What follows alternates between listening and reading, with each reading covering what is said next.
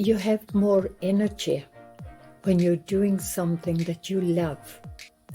And Nano loved the children.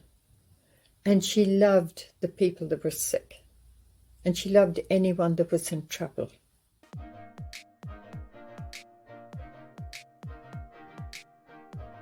I am Noreen McGrath. I am a presentation sister. And I'm also Irish. I grew up on a farm in Ireland. I grew up with 8 other siblings, and that was a great advantage because we had plenty of fun together. My grandmother also lived with us, and her presence with us had a profound effect on each one of us, as we said in later years. It was her prayer life and her love for nature. We also helped our parents with their chores. We planted the potatoes, we brought home the turf, and we milked the cows, and all prepared us for life in the future. I entered religious life at 17, 18, and I was with 5 other companions.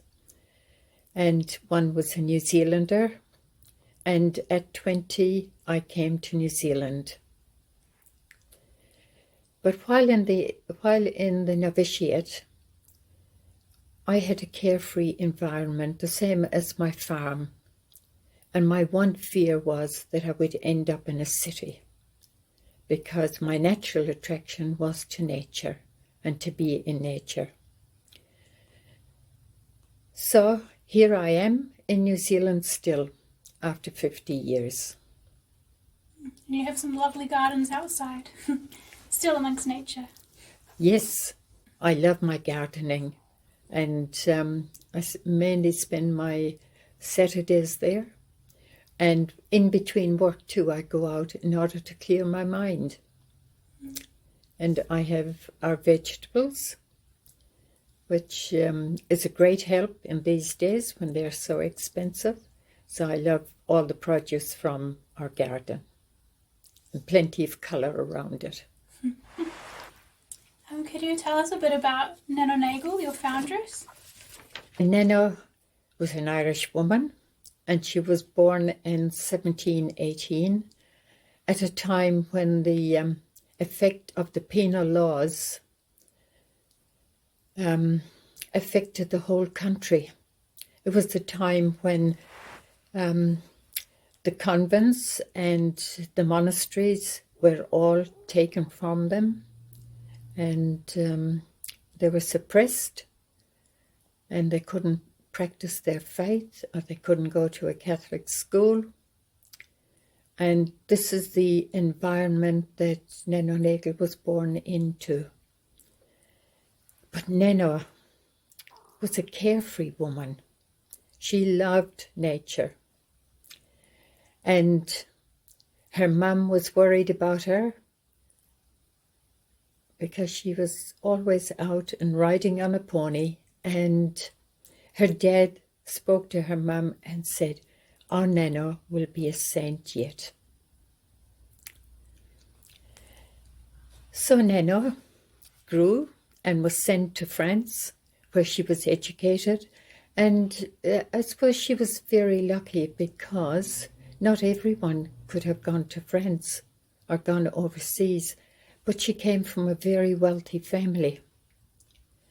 And she was smuggled to France. And of course she had a great time when she was in France, because she had cousins there and she enjoyed the good life. But it all came to an end when her dad died, and she returned with her sister to be with her mother in Dublin. And it was while she was with her mother and her sister that something really big happened to Nano.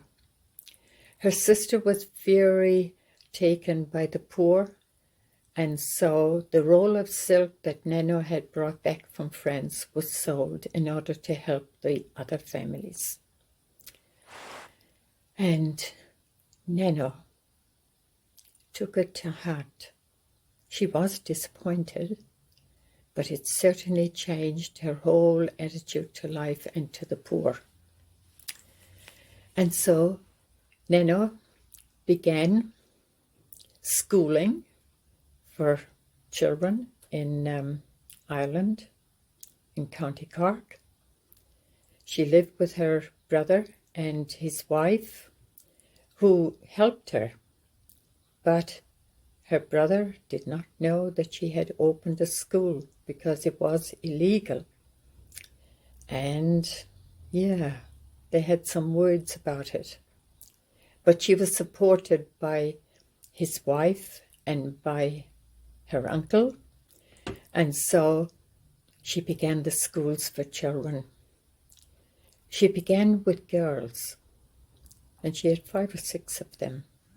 And then somebody knocked at the door and asked if she could do something for their boys. So then she began to open a school for boys.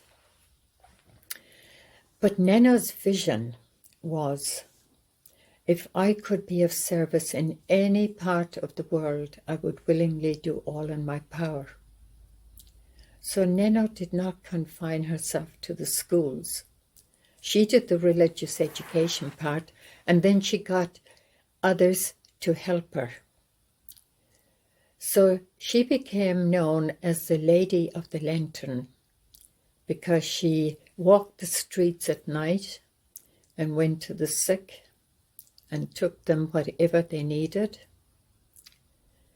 And she didn't even confine herself to that. If there was any need, she would be there to meet it. So she used to pass the prison on her way to her schools, and seeing what she saw, she left money in her will for the prisoners. And Nano, she was about 57 when she began the Presentation congregation in 1775. But she had already been doing the work right up to that time.